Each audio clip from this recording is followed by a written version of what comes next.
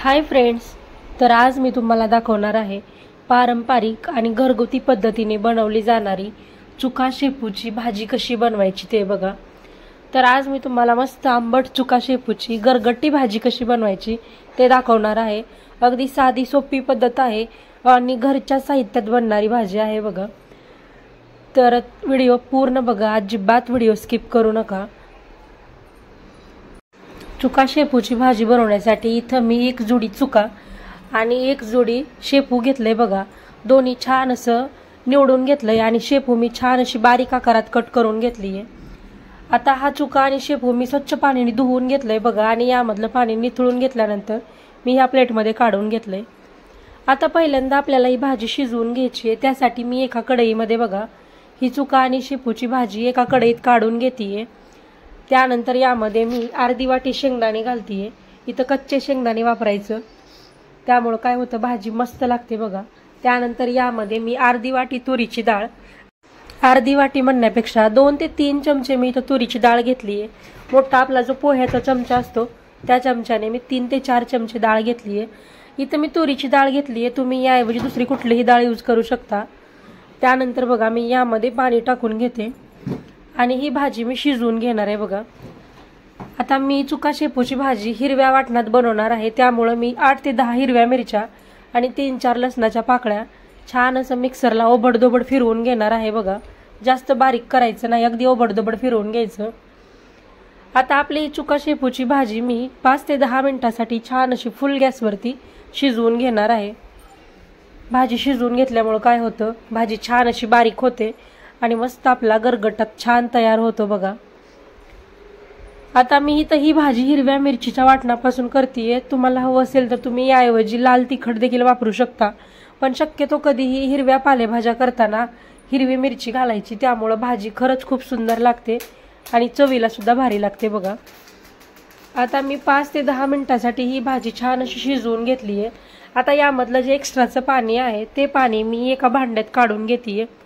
ते पाणी आपल्याला वाया जाऊ द्यायचं नाही, तेच पाणी आपल्याला गरगटी भाजी बनवताना हे पाणी यूज करायचे, त्यामुळे हे पाणी मी एका भांड्यात काढून घेतेय। तर बघा या भाजीमधलं मी सगळं पाणी काढून घेतलंय। आता आपल्याला याला छान असं वाटून घ्यायचंय बघा, म्हणजे छान अशी गरगटून घ्यायची ही भाजी। त्यासाठी या भाजीमध्ये बघा मी 2 चमचे बेसन घालतीये। हे बेसन चाळून घेतलेलं आहे। तुम्ही या बेसनाऐवजी 1 चमचा बेसन आणि 1 चमचा ज्वारीचं पीठ सुद्धा वापरू शकता। त्यानंतर यामध्ये 3 ते 4 चमचे मी शेंगदाण्याचं कूट घातलंय, अर्धा चमचा हळद आणि चवीपुरतं मीठ टाकलंय। आता हे सगळं आपल्याला छान असं गरगटून घ्यायचंय बघा। इथं आपली 5 ते 10 मिनिटांसाठी भाजी छान अशी शिजवून घेतलीये, त्यामुळे ही भाजी गरगटताना अगदी सहज गरगटून तयार होते बघा। पण जर तुम्हाला ही भाजी पळीने व्यवस्थित गरगटता येत नसेल, म्हणजे बारीक करता येत नसेल, तर तुम्ही इथं पळीऐवजी आपली जी रवी असते, ताक वगैरे बनवायची रवी असते, त्या रवीने सुद्धा ही भाजी छान अशी गरगटून घेऊ शकता।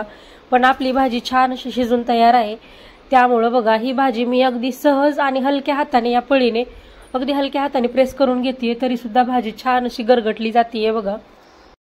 आता आपलं भाजीतलं जे एक्स्ट्राचं राहिलेलं पाणी होतं त्या पाण्यामध्येच मी ही गरगटून घेतलेली भाजी काढून घेतेय, कारण हे पाणी सुद्धा आपल्याला भाजी करताना यूज करायचंय। त्यामुळे आता तुम्ही म्हणत असाल या पाण्याला असा कलर कसा आलाय, तर बघा आपण चुका आणि शेपू छान शिजवून घेतली, त्यामुळे या पाण्याचा कलर चेंज झालेला आहे।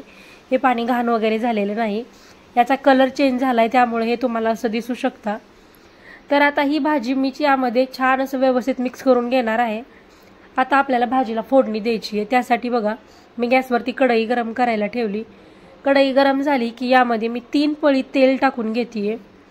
आपण पालेभाजी करतोय त्यामुळे इथं थोडंसं तेल जास्त वापरायचं, कारण तुम्ही कितीही तेल वापरलं तरी या भाजीला पालेभाजीला जास्त तेल दिसत नाही, त्यामुळे इथे मी अगदी 3 पळी तेल घालतीये छोट्या पळीने। त्यानंतर यामध्ये 1 चमचा जिरे मी छान असं तडतडून घेतेय बघा।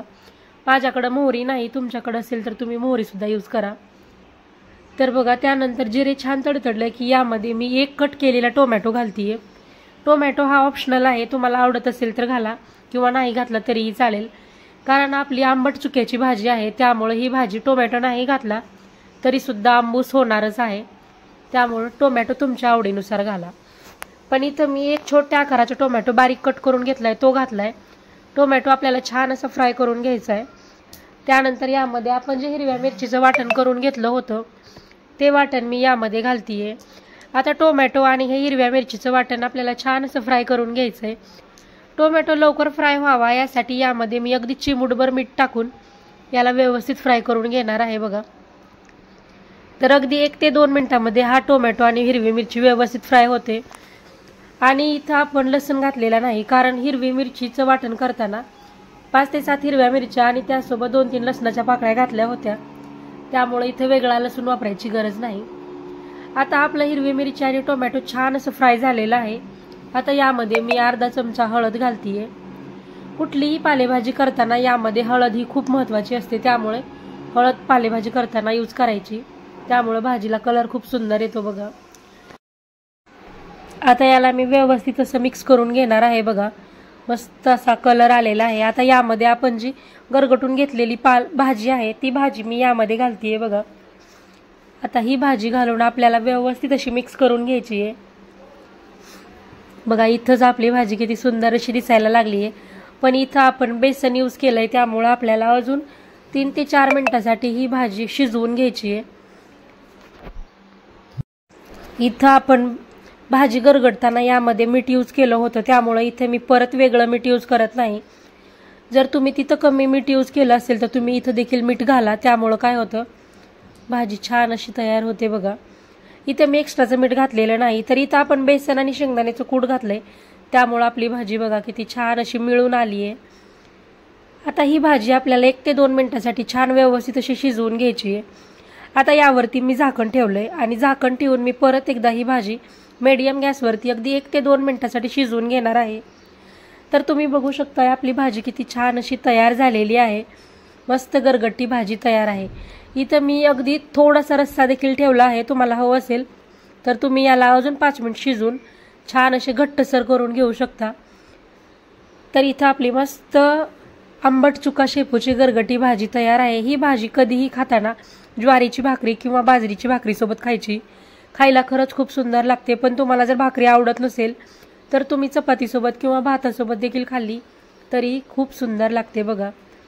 पण आज मी या गरगटी भाजीसोबत खाण्यासाठी मस्त बाजरीच्या भाकरी बनवल्यात आणि त्यासोबत बघा इथं आंब्याचं लोणचं आहे, कांदा आणि जवसाची चटणी बनवली बघा आणि भात। असं आहे आजचं आमचं जेवण। तर या सगळेजण जेवण करायला आणि ही आंबट चुका शेपूची भाजी घरी एकदा नक्की ट्राय करून बघा आणि कशी झाली ते मला कमेंटमध्ये नक्की सांगा। व्हिडिओ आवडला असला तर व्हिडिओला लाईक करा, शेअर करा आणि अशाच पद्धतीचे नवनवीन व्हिडिओ पाहण्यासाठी आपल्या चॅनेलला नक्की सबस्क्राईब करून घ्या।